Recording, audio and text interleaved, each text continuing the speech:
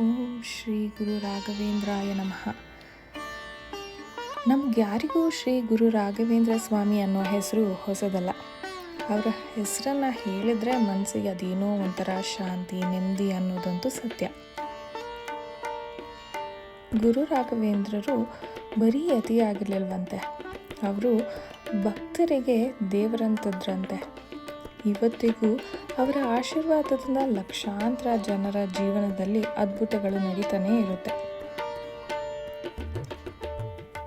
ಅವರ ಜೀವನ ಎಲ್ಲ ದೇವರ ಸೇವೆ, ಧರ್ಮ ಮತ್ತು ಜನರ ಒಳಿತಿಗಾಗಿ ತಪಸ್ಸು ಮಾಡ್ತಿದ್ರಂತೆ. ಅವರ ಮಾತು ಬಹಳ ಸರಳವಾಗಿರ್ತಿತ್ತು. ದೇವರಲ್ಲಿ ನಂಬಿಕೆ ಇಡಿ, ಸತ್ಯದ ಮಾರ್ಗದಲ್ಲಿ ನಡೆಯಿರಿ, ಯಾರಿಗೂ ನೋವು ಕೊಡಬೇಡಿ ಅನ್ನೋದೇ ಅವರ ಉಪದೇಶವಾಗಿರ್ತದಂತೆ. ಅದೇ ಅವರ ಭಕ್ತಿ ಕೂಡ ಆಗಿತ್ತು. ನಮ್ಮ ಜೀವನದಲ್ಲಿ ಎಷ್ಟೇ ಕಷ್ಟ ಬಂದರೂ ಓಂ ಶ್ರೀ ಗುರು ರಾಘವೇಂದ್ರಾಯ ನಮಃ ಅಂತ ಮನಸ್ಸಿನಿಂದ ಹೇಳಿದರೆ ಸಾಕು, ಅವರ ಕೃಪೆ ನಮಗೆ ತಾನಾಗಿಯೇ ಬರುತ್ತೆ.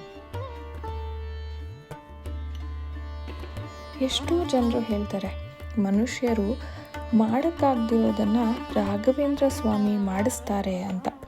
ಅವರ ಆಶೀರ್ವಾದ ಹೊಂದಿದ್ರೆ ಸಾಕು, ಅಸಾಧ್ಯವು ಸಾಧ್ಯ ಆಗ್ತಾ ಹೋಗುತ್ತೆ.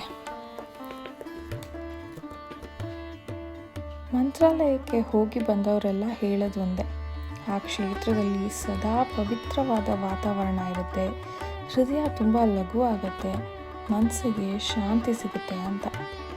ಅದೇ ಗುರು ರಾಘವೇಂದ್ರರ ಸಾನ್ನಿಧ್ಯ. ಅವರು ಹೇಳೋ ಮಾತುಗಳಲ್ಲಿ ತುಂಬ ಅರ್ಥ ಇದೆ. ಯಾರು ಭಕ್ತಿಯಿಂದ, ನಂಬಿಕೆಯಿಂದ ಪ್ರಾರ್ಥಿಸ್ತಾರೋ ಅವರ ಜೀವನದಲ್ಲಿ ದೇವರು ಖಂಡಿತ ಬದಲಾವಣೆ ತರ್ತಾನೆ ಅಂತ.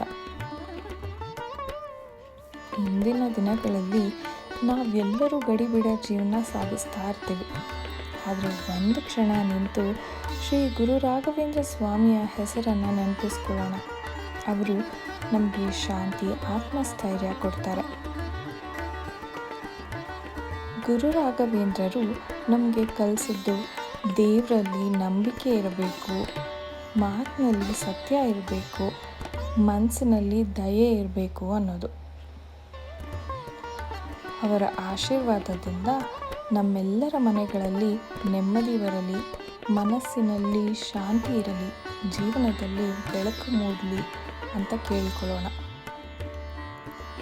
ಗುರು ರಾಘವೇಂದ್ರ ಸ್ವಾಮಿಯ ಕೃಪೆ ನಮ್ಮೆಲ್ಲರ ಮೇಲೂ ಸದಾ ಇರಲಿ. ಅವರ ಆಶೀರ್ವಾದದಿಂದ ನಾವು ಸರಿ ದಾರಿಯಲ್ಲಿ ನಡೆಯೋಣ, ಭಕ್ತಿಯಿಂದ ಬದುಕೋಣ ಮತ್ತು ಎಲ್ರಿಗೂ ಪ್ರೀತಿ ತೋರೋಣ.